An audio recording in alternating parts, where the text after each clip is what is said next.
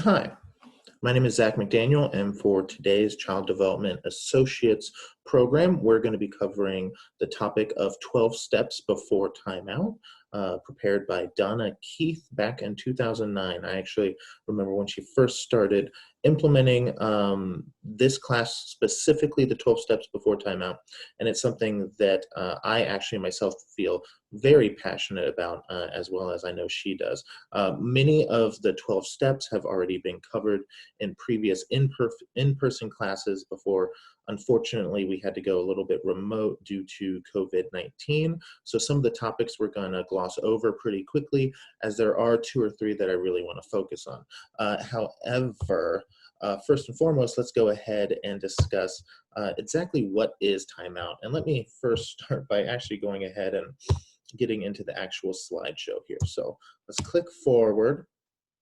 All right, so what is timeout? And you can see the fun little animations we get here. So the first and most important thing to remember about timeout is that it's not a, or that it shouldn't be a punishment.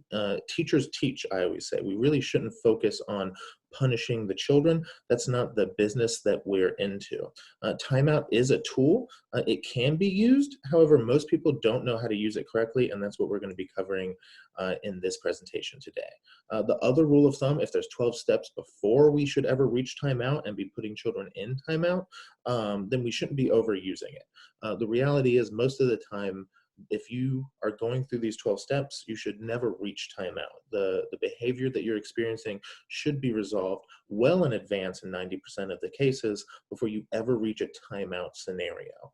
Other than that, it says, what's here, say here, use it incorrectly or confuse it with other strategies. And that is something that's very common. You know, people don't really understand all the time exactly what is timeout and what is not timeout.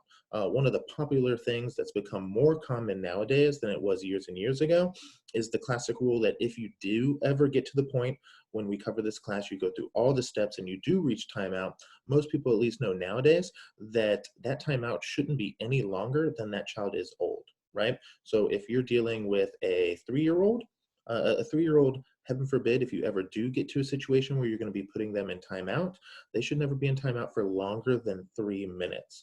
And I know years and years ago that was shocking. More and more that's common knowledge, which is good. That's developmentally appropriate for those children. So that's a nice rule of thumb, but we're going to get into a little bit more about timeout, and more importantly, these 12 steps you should be doing before you ever put a child in timeout. That should really be your break glass if necessary, as well as obviously going to the director or something like that. But that should really be your break glass, if necessary, last ditch effort. And I'm telling you, if you implement these strategies, 99% of the time, you're not going to have to put children in timeout. Those behaviors are going to modify themselves before you ever reach that point, which is going to make your job easier in the long run. Because putting a child in timeout, not only is it not teaching them, you know, it's really a punishment. It's not teaching the child anything, but oftentimes it makes the teacher's jobs infinitely harder, right? I think we've all experienced a situation where, you know, you see someone, they try to put them in timeout. I know when I was a teacher, you know, I've made the mistake. I've put a child in timeout. I've experienced this myself. You put a child in timeout, and what do? There's always that one child who just keeps getting up and getting out of timeout. And the reality is, as teachers, you know, we're immediately in a power struggle when we do that, right? We can't go over there and duct tape the child to the chair. If you do, you're probably going to find yourself on the news. I know there have been centers out there that do that. So yeah, but timeout continued. As it mentions, it should be used rarely. It must be supplemented with teaching or more appropriate behaviors. And that's something I really want to get into, is that if you do get to timeout, if you go through all these 12 steps we're about to cover and you do get to the point where you put a child in timeout, that they shouldn't be doing nothing, right? So the classic child sitting in a chair facing the corner, that's a big no-no, right? Really what you're doing at the end of the day is, I don't even like the word timeout. I much prefer the concept of limiting choices, right? So most programs, you're talking about a free open environment where the children get to choose which activities they're doing, right? They're in a free play environment a large portion of the day. And what you're doing is, if they're not behaving after you go through these 12 steps in a particular center, let's say the block area, for example, And then what you're really going to be doing is you're going to limit their choices, right? You're going to call them over to the table and you're going to say, okay, Johnny, we've I don't want to spoil anything, right? So you've gone through the 12 steps and you've talked to him and you've tried to redirect him and provide positive reinforcement. There's your sneak peek at what we're going to talk about. And you're just not responding. You're still being unsafe. So now me, Mr. Zach, I'm going to limit your choices because since you're not making safe choices, and I'm going to make some of those choices for you. So you can come over here. You can sit at the table. You can sit either here in the green chair or the blue chair, and you can either sit down and you can either color with the crowns, or you can read these books. Those are your choices for the next 4 minutes. Let's assume Johnny's a 4-year-old here. And what you're doing is, again, it's timeout. You're restricting that child, right, and their options since they're not making safe choices. However, ultimately, what you're doing is you're not sitting them in a corner, right? They still have an option and things to do, but you are still in control, right? View it like a sandbox, right? Everything within that sandbox you control, and what you're doing is you're just limiting the size of that sandbox for a few minutes for that child until they're able to get some self-regulation in there, right? And you might have to assist with that. You might have to role model that and walk them through that, especially at many of the ages that we're talking about today. By itself, timeout does not teach. I mentioned that, right? It is a punishment. It is not by itself teaching unless you come in as the teacher and after the fact or throughout it, really talk to that child, right? Use some jargon with me. We can use some scaffolding, right? So take those skills and build upon other skills and really help role model what they should be doing. And, as always, that's probably not going to happen one time. You're going to have to do this multiple times with that child, probably over a month. And then you'll eventually start seeing that growth possibility, right? So it only punishes, as I mentioned, yes, yes, yes, and use withdrawal instead. And that's what I was talking about, right? It is providing that child an opportunity to step away and withdraw themselves from the situation. That way they have time to self-regulate, or you have time to go over there and help them self-regulate and role model those coping mechanisms to regulate their own emotions as well as identify them, get them in control, and then hopefully return safely with the other students, okay? I am going to go ahead and step out of the presentation because I know that we're going to be skipping significantly ahead and it's a little bit easier here. Okay, so up next, we do get into the actual 12 steps before time out. And I do, even though we're not going to cover all of them today, want to at least read them off to you guys, and you'll see that most of them were covered when we were meeting in person. So up first, room arrangement, right? Which is the holy grail of behaviors as far as I'm concerned, right? If you don't have a proper room arrangement, then nothing else that we ever discuss, including the later topics in the 12 steps, are gonna be effective, right? So before any of this is applicable, or if you're seeing negative behaviors, the first thing you should do is look at your room arrangement. Is there something you can tweak to get better behaviors, right? A lot of the times, I'm telling you, if you walk into a room and it seems crazy, and moving things around, getting them in a better setup that's more age appropriate and designed for those children to be successful, and you're going to see those behaviors disappear very, very quickly. The only piece I tell people about that is when you change it up suddenly, keep in mind that's a sudden change to the students. You're going to see that behavior do one of two things. You're either going to see it disappear as soon as they come in the next day, or you're going to see the kids come in and you're going to get 1 or 2 crazy days because they don't know what's going on either, right? And it's new to them, but then they will settle. And you might go ahead and change the room and see that 80% of the room is functioning great, but you've made 20% of it even worse. And then to just focus on that 20% and continue to adapt it and modify it until you get it right. The next thing, appropriate schedule, also covered already in this class. Transitions, which as far as I'm concerned is a built-in part of your schedule, right? So you want to be giving those 5-minute warnings, giving the children time to understand that what they're about to do is ending, and then have those transitional activities throughout, right?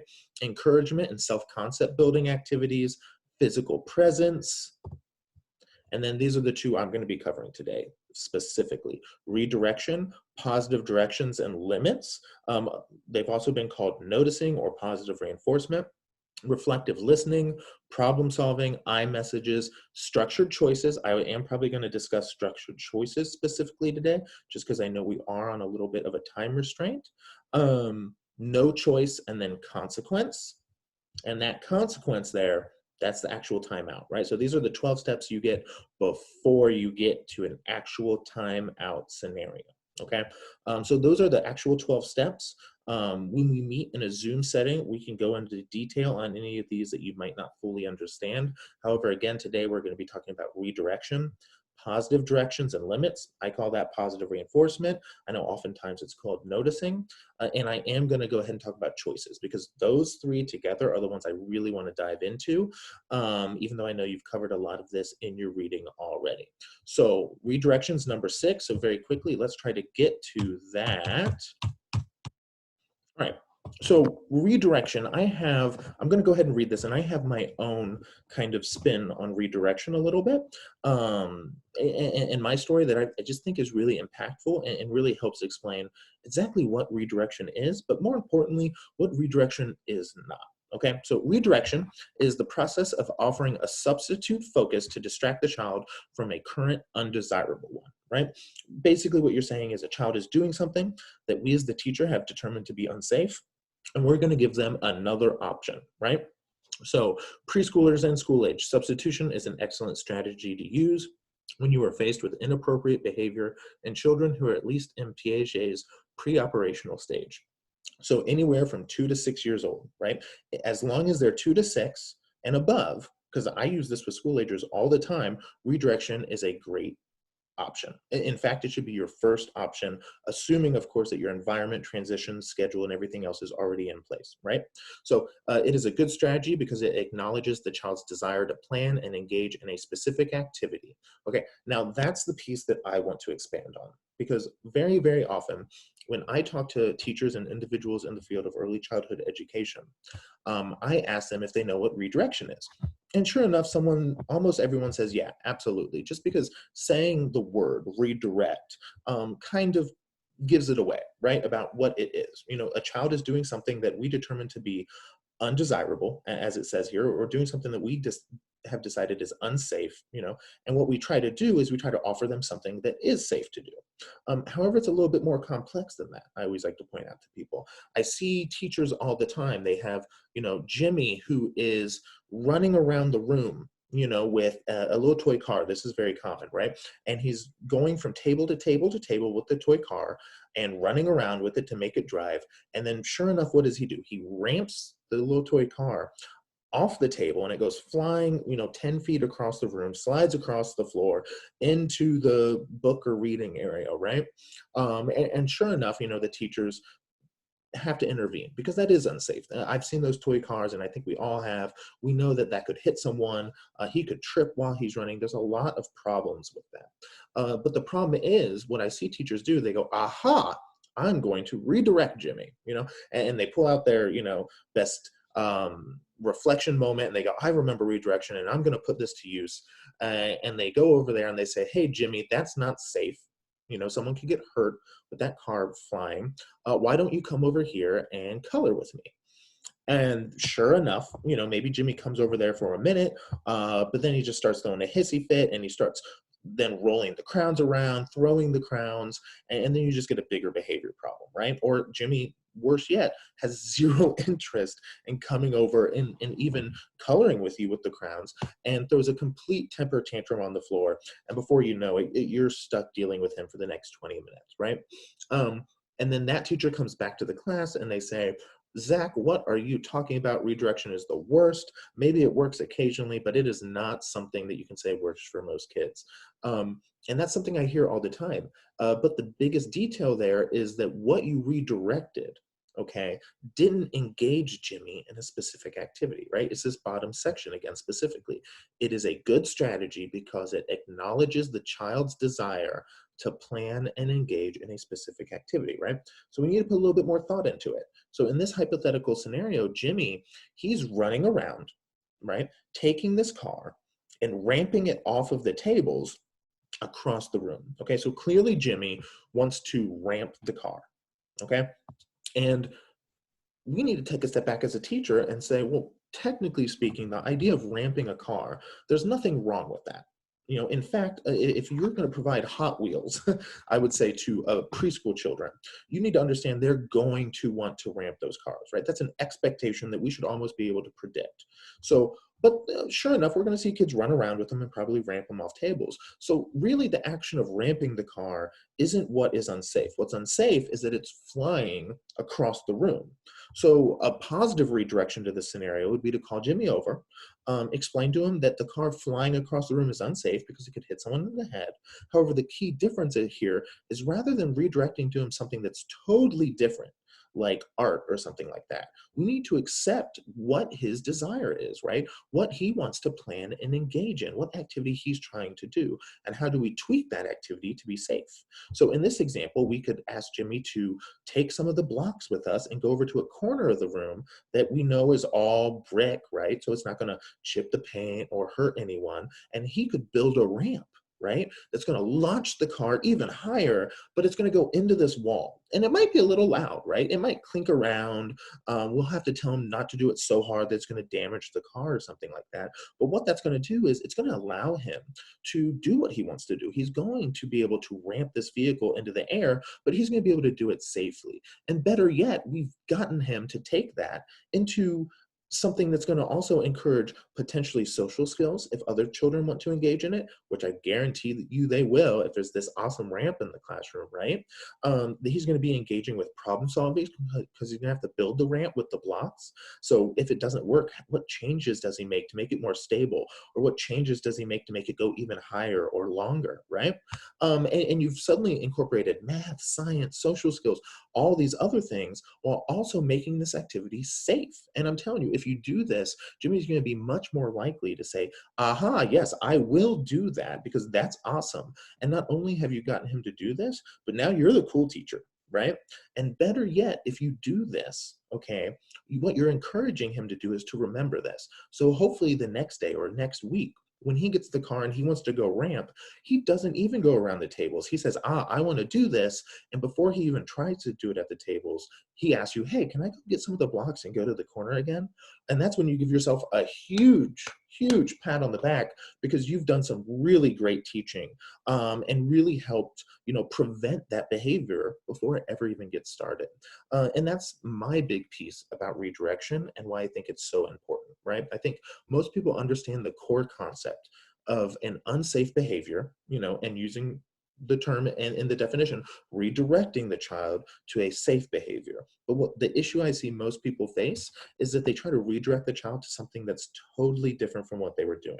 What we need to do is try to really look at what the child is craving, what they're trying to do, right? And this applies to a lot of situations. I've had it where children are running around the room and teachers, same thing. For some reason, art or reading are always the go-to, right? They try to redirect them to go read a book. And that's like, oh no, don't, don't do that. The odds that a child is running around the room and clearly has a need to move and be energetic, right? The likelihood that we're going to be successful in pulling them over to sit down quietly and read a book is just not that high, right?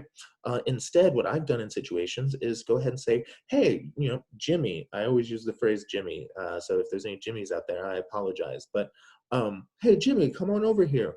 And, rather than asking him to sit down and read a book, maybe we can give him a hula hoop if we have a large enough space. And he can go over to a specific corner and, hey, how long can you hula hoop? And, he can look at the clock and see, oh, I can hula hoop for 3 minutes before it falls on the ground, right? Because then what we're doing is, again, we're taking that unsafe behavior and we're figuring a way for that child to do that thing, but do it safely, right?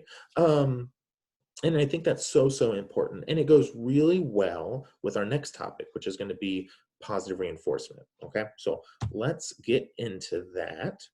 And here it is. Positive directions and limits. Again, I refer to it as positive reinforcement. You might also have heard it being called noticing. And so positive discipline strategies begin with adult behaviors, right? So that's good limit setting. So we need to have solid rules in place and age appropriate rules in place, right? There can't be too many of them. There can't be 25 rules. We need to keep them short, simple, sweet, age appropriate, and they need to be clearly communicated, right? So every child in your setting should know the rules, okay? Whether they follow them or not, they should know the rules. They should be posted. You should have potentially pictures, especially dependent on the age, but even with school agers, it's beneficial to have pictures next to them in case there's any children that don't read. You should cover them very clearly and all the time in any classroom meetings or circle times you're having. Every child in the classroom should know what those rules are. They should be appropriate, and there should not be too many of them. Additionally, if at all possible, include the children in creating those rules, right? If they have a part in creating the rules, they're going to be more likely to follow them, okay? But teaching more appropriate behavior, this is the big switch, right? This is that positive reinforcement piece, okay? So giving cues for the new behavior, giving choices, and supporting children in their new behavior, changing something about a situation, and ignoring behavior when it is appropriate to do so, okay? And really what this is talking about, as I mentioned before, is that positive reinforcement, right? So we want to teach good behavior. We don't want to acknowledge the negative behavior. And if there's one thing that anyone should take away from this discussion, or if there's one strategy that you could implement in almost any classroom, any setting, even if you don't know the kids, and get an immediate behavior shift, it's positive reinforcement. So I highly encourage people to do this. And what it is, if, again, we'll use this scenario where, let's say it's a Jimmy. So Jimmy's running again, right? And rather than saying, hey, Jimmy, I need you to walk, or we don't run, Jimmy, you say walking feet. You're acknowledging the behavior that you want. You're not acknowledging the fact that he's running. Okay, you're bringing attention to the behavior you want without saying you are running.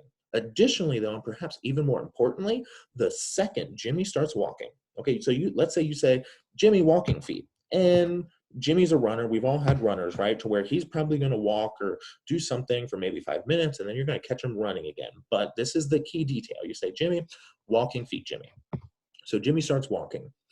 Within a minute, okay, you need to find the time to get over there, and you need to say, hey, Jimmy, I saw you walking. High five. Great job. Give him a sticker. Acknowledge him. Let him know that was fantastic what he did. You want to acknowledge that good behavior, okay? Not just saying it, but when he does it, you want to acknowledge it, okay?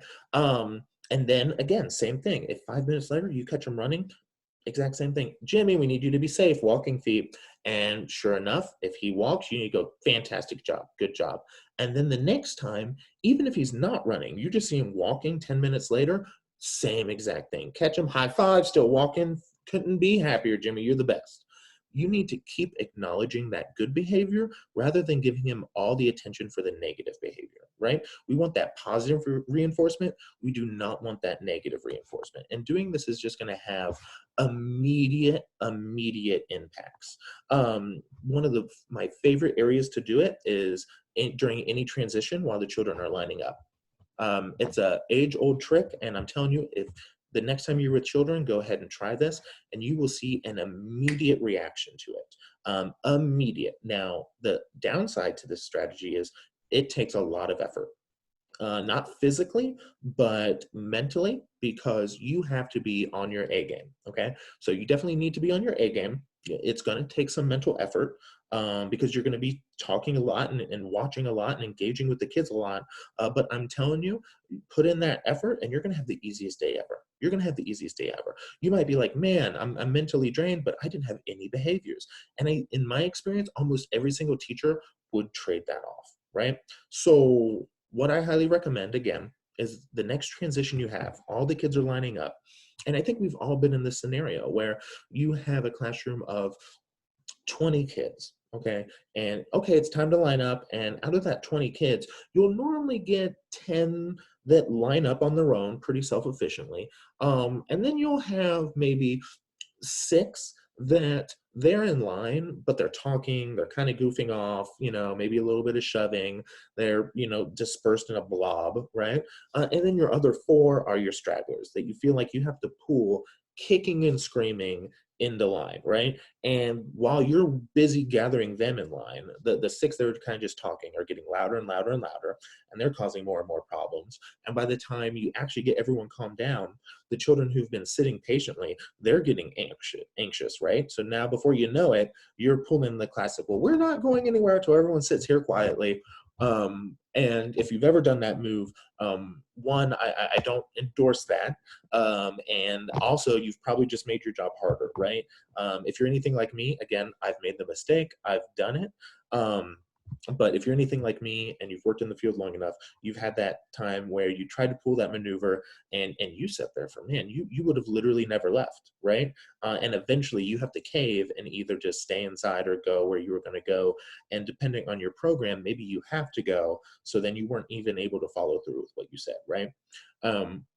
So I think that's a pretty common scenario that a lot of people find themselves in. But if you do some positive reinforcement, some noticing of good behaviors, rather than focusing all your energy at that time on the negative behaviors, it'll make your life so much easier. So what I do nowadays with a group of kids is, okay, I say, all right, it's time to line up. And those 10 kids line up, right? And they're the ones I don't even have to worry about. And the other 6 kids are in line, but they're kind of goofing off. And the other 4 kids are dispersed, and I don't even pay them attention. Honestly, I'm telling you, try it. I don't even pay them attention.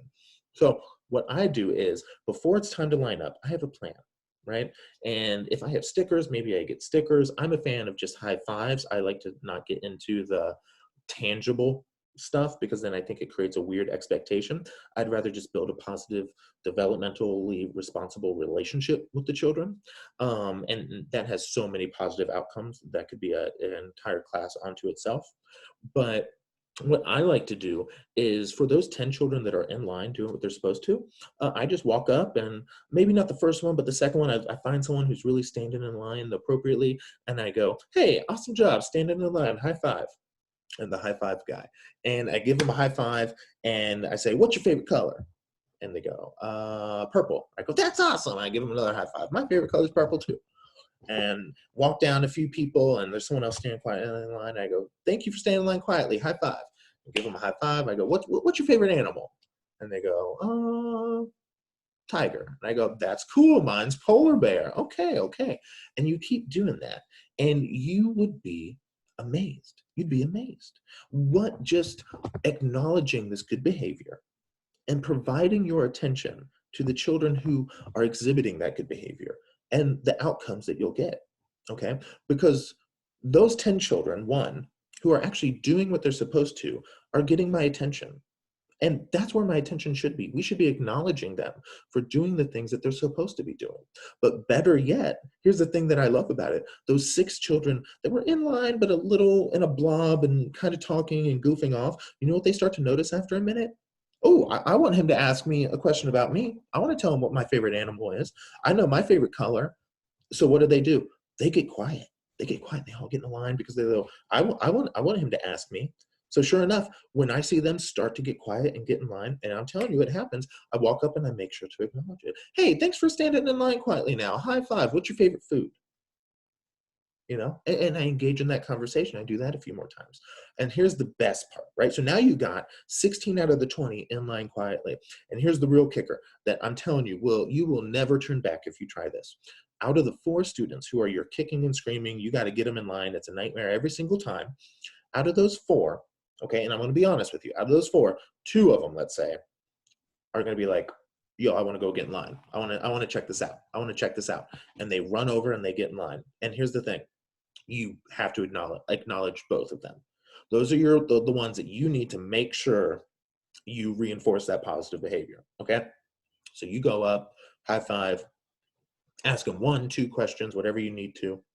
Really reinforce that positive behavior and acknowledge what they just did, okay? Don't address that they were the last ones in line and they should have been in line quicker.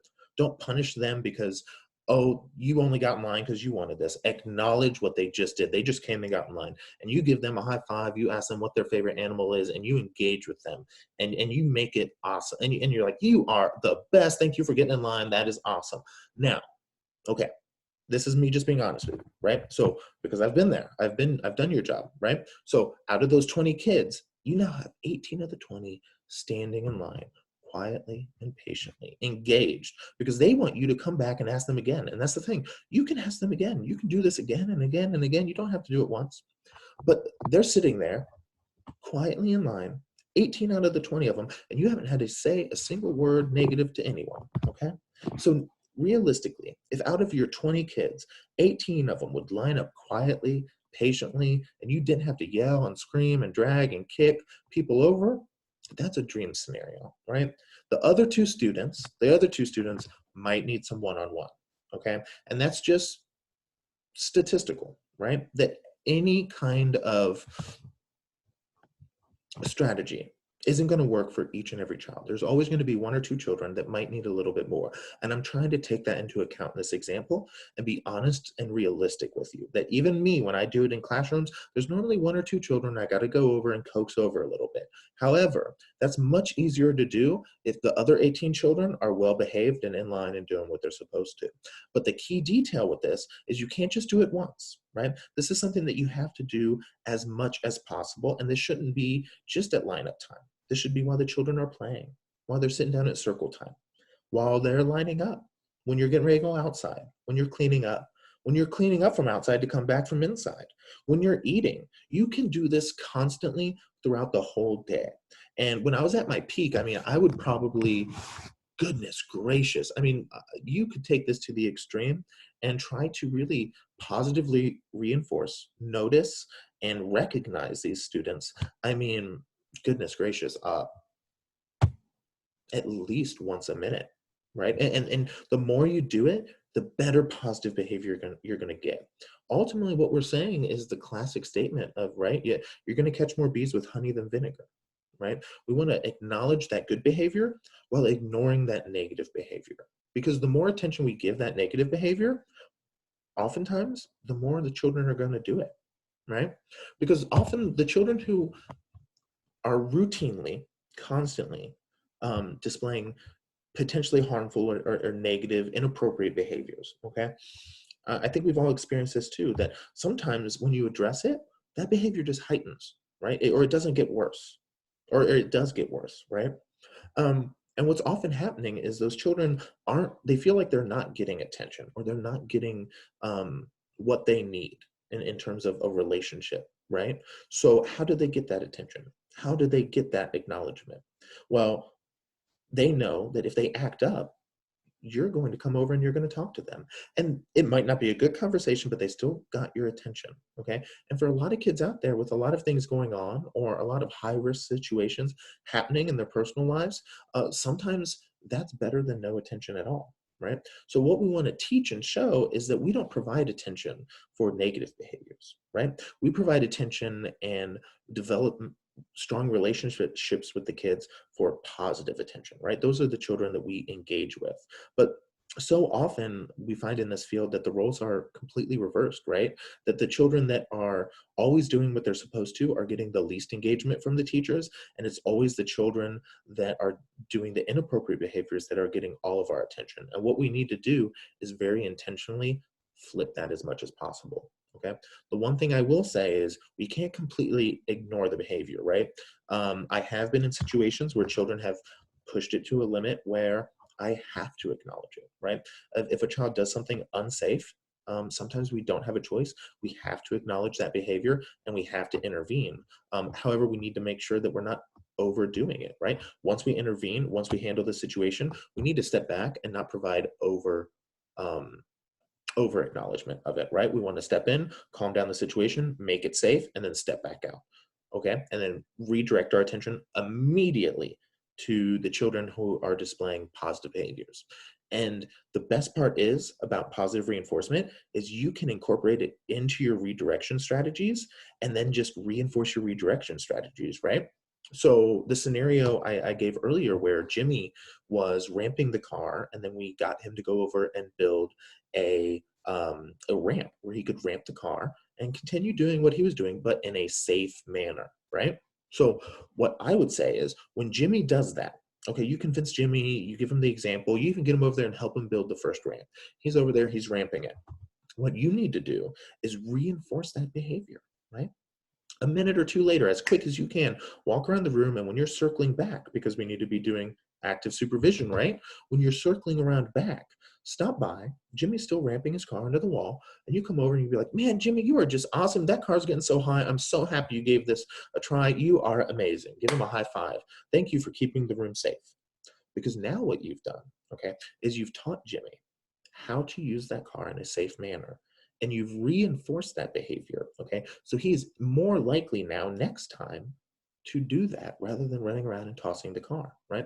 So that's why positive reinforcement and redirection go hand in hand, right? Once you redirect a negative behavior, it's really important that you go back as quickly as you can and positively reinforce that to encourage them to do it again next time. That way you don't have to redirect them. Okay.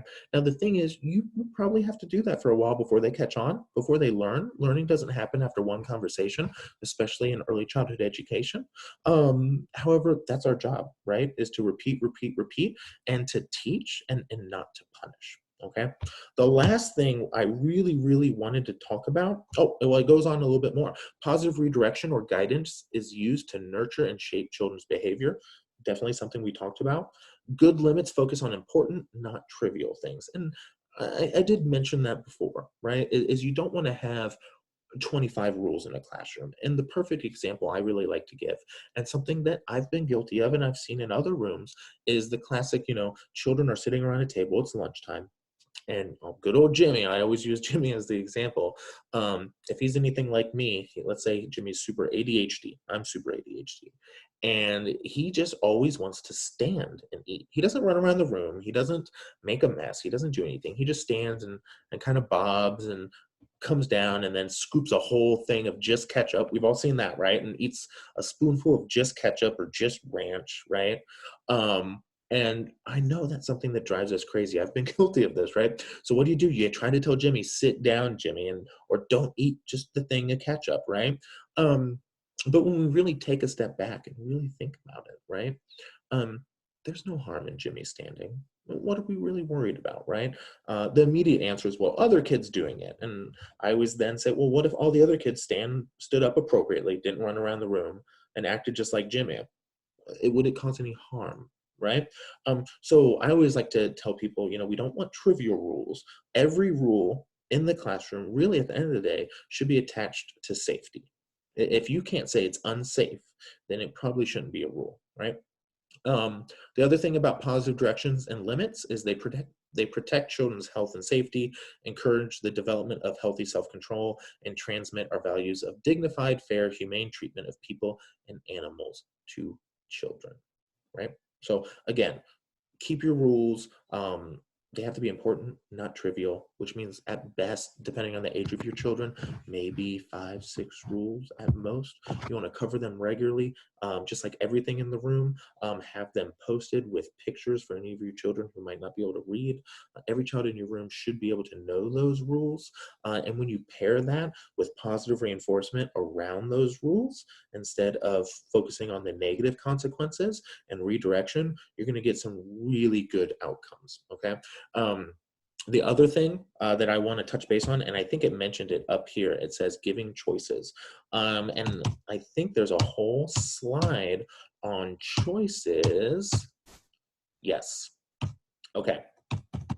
So choices, pairing choices in with this, and I think in one of my examples, I kind of discussed choices, but bringing choices into this, if you can do these 3 things, redirect children appropriately, positively reinforce, and offer choices as much as possible, that, as far as I'm concerned, is the golden trinity, okay? Which is why out of these 12 steps, I've chosen to focus really predominantly on these 3. Because if someone does these 3, not only is it what's good and appropriate for the children, and you're going to help really develop some strong, socially, emotionally competent children, but it's going to make your job easier. And not only is it going to make your job easier, it'll make whatever teacher is next in line. If you're a 3-year-old teacher, it'll make the 4-year-old teacher's job easier, and the 5-year-old teacher's job easier, and the kindergarten teacher's job easier. Because this isn't just about you, it's about the child and the rest of their future. Okay. But if you can do these 3 things, for the selfish ones of us out there, I know I was back in the day. I did a lot of this just because I wanted my job to be as easy as possible.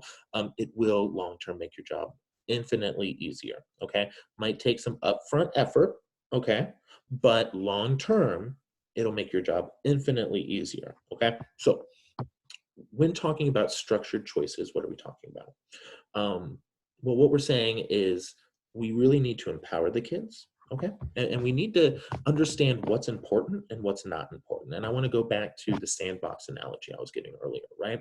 Or another more common one, right, is, it's a picture, okay? And the kids can paint whatever they want in the picture. They can build whatever they want in the sandbox as long as they stay in the sandbox, okay? And our rules are the borders of that sandbox or the borders of that portrait, that picture, okay? And what we need to make sure is that really anything the kids do, as long as they're within those boundaries, is acceptable. But what we need to do is reflect on our rules, okay, and what we expect of the kids, and really take a step back and ask ourselves, what are we okay with and what are we not okay with, right? So again, to go back to Jimmy, I think lunchtime is the perfect example for this because we've all seen this, okay, where a teacher, it's lunchtime and all the kids are sitting down at the reading carpet in the reading area while you're wiping down the table and getting lunch ready. And you call Jimmy over and you say, Jimmy, come over here. You're going to sit here today for lunch. And Jimmy says, no, I don't want to sit there for lunch. I want to sit at this different table instead. And again, I've been here. I've made this mistake. I've done this. And I think even in some of our classes, Donna gave this scenario as well, but it's really important here to discuss.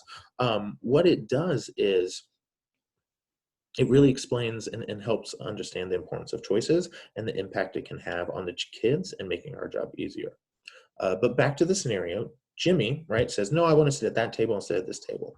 And again, I've done this. So what do we do in this scenario? We say, well, I don't want to give in to Jimmy, right? I don't want him to undermine my teacher authority. So no, Jimmy, you have to sit here today, right? And sure enough, if you've ever done this before, maybe sometimes it works. But if you've done it, I think everyone at some point has seen the child then again, throw a temper tantrum, and for the next 20 minutes, you're dealing with Jimmy crying on the floor. And what I like to ask in these scenarios is, what was the outcome of this, right? What was the goal? Ultimately speaking, did it really matter where Jimmy sat? And there might be a good reason for that, right? You might be, well, I don't want Jimmy to sit near certain kids, so I always sit him in a very specific spot. So what I recommend in those situations is offer a choice, right? And you don't have to offer any choice. Okay, you don't have to say, Jimmy, you can sit wherever you want. What we're saying is just provide a choice. And it's something about providing a choice in human beings to where suddenly we think we're in control, right? Because we do have a modicum of control in that situation because we have two choices and we're able to choose, right?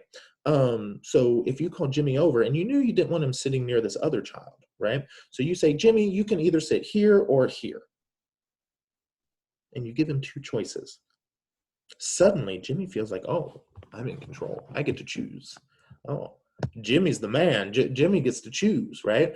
And whichever one Jimmy chooses, you need to be okay with, right? Now, the thing is, what Jimmy doesn't understand is we're still ultimately in control, right? We laid the boundaries to the picture. We set the boundaries to the sandbox. We just have to be okay with whatever he chooses.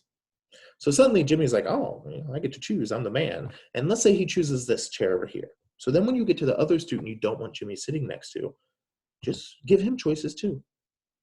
Timmy, Jimmy and Timmy, right? Timmy, do you want to sit here or here? But the two choices you chose, you need to make sure they're nowhere near Jimmy, right? So again, you're ultimately in control, but you are giving the students a little bit of control, a modicum of control, right? Another really, really good example with this is the classic Lego story. And I like this one a lot. I think it really gets the point across, right? And I've done this. I've definitely done this. I can remember a specific child. I won't use their name. I'll use Jimmy, of course. But so in this scenario, I think most people have probably done this too, right? Is Jimmy's over there. He's playing with the Legos.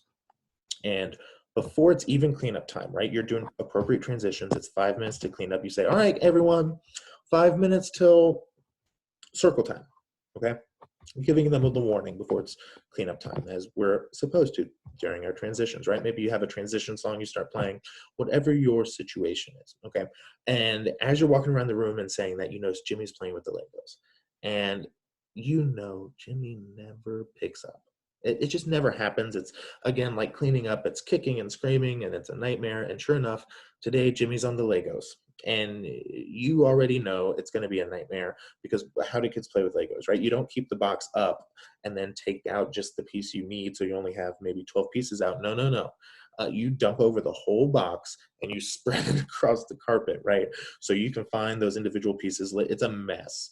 I think we've all probably been there, right? And for the next 5 minutes, you are just dreading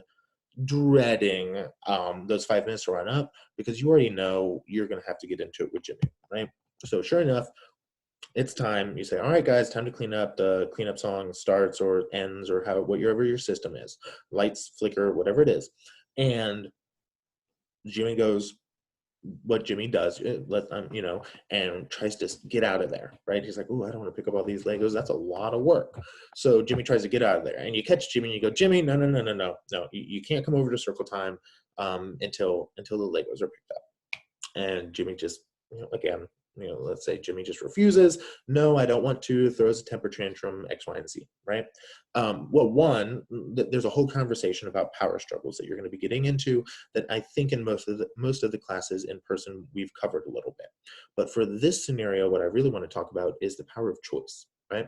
So really, rather than asking Jimmy to go pick up all the Legos, okay, what I would ask you guys to do in this situation is understand what your goal is, right? So in this scenario, we know Jimmy doesn't ever really pick up, right? And I think most of us probably have a student in our classrooms, or have had a student that's like that before, right? So Jimmy, let's say, is just one of those students that never picks up. It's pulling teeth, right?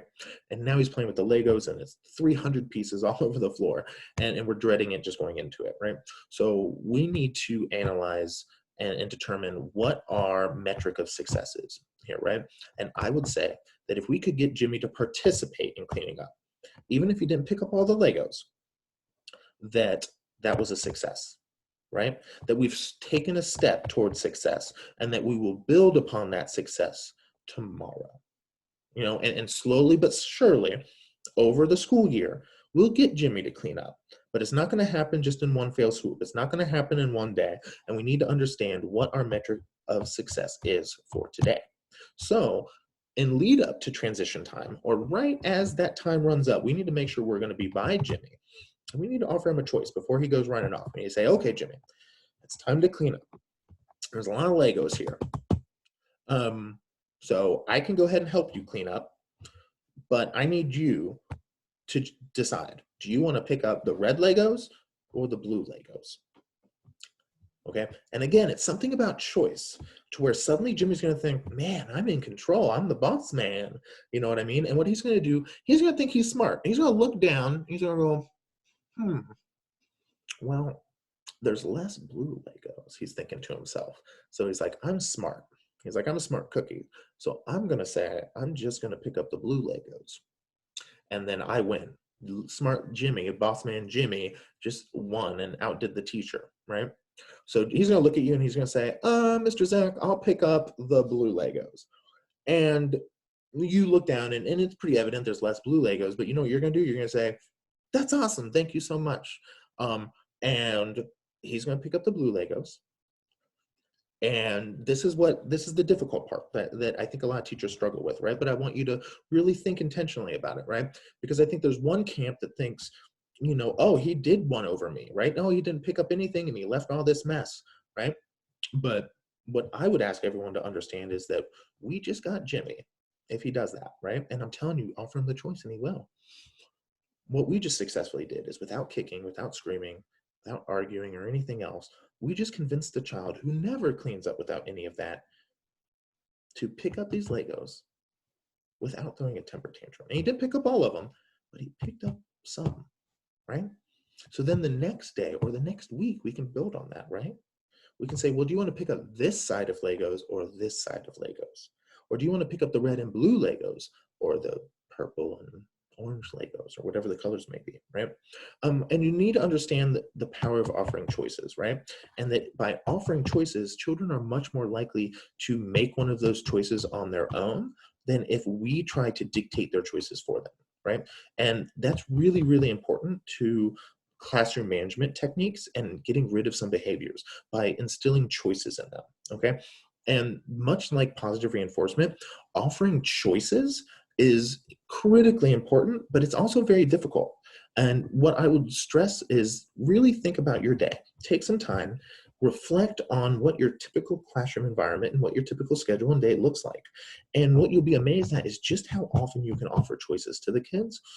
And what you need to do is really try to start incorporating as many choices as possible, right? So again, lunchtime, do you want to sit here? Or do you want to sit here? Circle time, do you want to sit here? Or do you want to sit here? Even when you're positively reinforcing kids, if you use conscious discipline or anything like that, you can say, do you want a hamburger hello or a butterfly hello? You know what I mean? You need to incorporate as many choices as humanly possible throughout the day. And what that's going to do is it's going to set up the time for when you don't give them a choice. Okay, because that's huge as well. Because what we need to be doing is constantly empowering the children and letting them understand that they get to make choices, right? That they're an important part of our classroom environment. They've helped create our rules. They know our rules. We recognize when they're following our rules, not when they're not following their rules. And when they struggle with that, we'll redirect them and help them be successful, right? All while offering choices. But then suddenly, out of the blue, if they are doing something that is unsafe, there will not be a choice, right? So all day, if you're saying, do you want to sit here or do you want to sit here? Do you want to walk like a human down the hallway or do you want to hop like a bunny? You know what I mean? Do you want to play this game or this game? Do you want the red marker or the blue marker? All day, choices, choices, choices, choices. Do you want the ketchup here or do you want it here? You can constantly be offering and empowering choices to the children, okay?